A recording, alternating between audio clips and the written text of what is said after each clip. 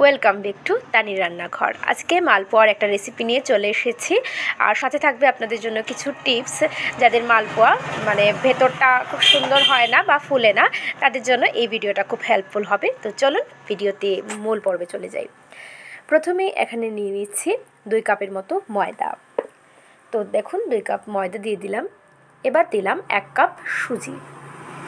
তো সুজি ময়দার এই যে রেশিওটা, এটা যদি সমান থাকে তাহলে, তারপর জল, এই সব কিছু রেশিও সমান থাকলে আপনার মালপোয়াটা একদম পারফেক্টভাবে হবে বা ফুলবে।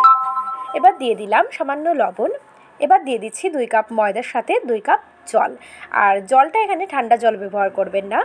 আমি সব সময় মাকে দেখেছি মালপোয়া বানানোর জন্য একটু গরম করে নেন, যাতে জাস্ট অল্প একটু গরম জল আমরা ব্যবহার করেছি।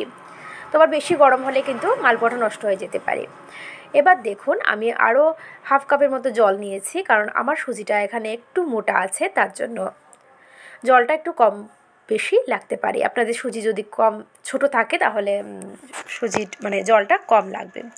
তো আমার যেহেতু একটু মোটা দানার, তার জন্য আমার এখানে 2.5 কাপের মতো জল লেগেছে। খুব ভালোভাবে ব্যাটার তৈরি করে আমি 20 মিনিটের জন্য রেস্টে রেখেছিলাম। রেস্ট শেষ। এবার একটু দেখিয়ে দিচ্ছে, দেখুন সুজিটা ফুলে কিন্তু আরও অনেকটা ঘন হয়ে গেছে। এবার এটাকে 10 থেকে 15 মিনিট খুব ভালোভাবে আমি ফেটিয়ে নেব। ফেটিয়ে নেওয়ার আগে কিছু জিনিস দিয়ে দিচ্ছি। মৌরি, কালো জিরে, দিয়ে দিচ্ছি এলাচ গুঁড়ো। এই সব কিছুকে দিয়ে একটু মিশিয়ে নেব। আর এই মিশ্রণটা যত ভালো ফেটাতে পারেন, তো আপনার পিঠেটা ফুলকো তত বেশি হবে। তো দেখুন আমি একটু দেখিয়ে দিচ্ছি, আমি 10-15 মিনিট খুব ভালোভাবে ফেটিয়ে নিয়েছিলাম, তারপরে অনেকটা পাতলা হয়ে গেছে। এবার তেলটাকে খুব ভালোভাবে গরম করে নিয়েছি আমি।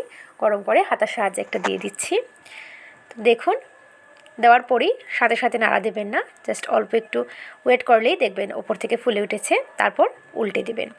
এবার কালার আপনার যে যেরকম পছন্দ করেন করতে পারেন। তো আমি কিছু লাল করেছি আর কিছু মিডিয়াম ভেজেছি। তো আমার দুটোই ভালো লাগে, লাল করলেও ভালো লাগে, আর মোটামুটি মিডিয়াম কালারটাও বেশ মন্দ লাগে না, ভালোই লাগে।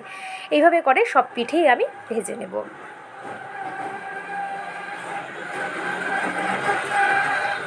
তো দেখুন এইভাবে করে আমি সব পিঠে আমার হয়ে যাচ্ছে, আর সব পিঠেই আমার ফুলছে। কোনো পিঠে হয়নি এখনও। আর দেওয়ার আগে খুব ভালোভাবে হাতা দিয়ে এটাকে ফেটিয়ে নেবেন ব্যাটারটাকে। রেডি আমার মালপোয়া। আজকের ভিডিওটা যদি ভালো লেগে থাকে তাহলে অবশ্যই লাইক করবেন, ছোট্ট করে একটা কমেন্ট করে দেবেন, আর আমার চ্যানেলটা সাবস্ক্রাইব করতে একদম ভুলবেন না। সবাই পাশে থাকবেন, সবাই খুব ভালো থাকবেন।